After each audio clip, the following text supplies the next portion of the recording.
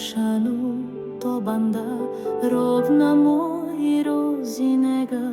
کلیاسن را ارزنده خیری تو مثل درا دایما باشد یارار کلی سخنی دنیا بهری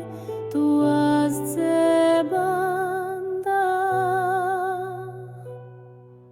سخاوتمند و دلسوز بلبل باغ نوروز به داستانت مهربان ساز را زمان فراز دلت مثل خزینه پر ز نگر صداقت هر کس را به آسانی براسته کنی دعوت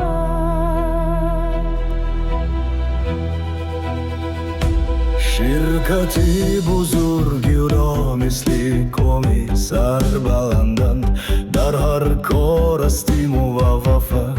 اما جای ارتی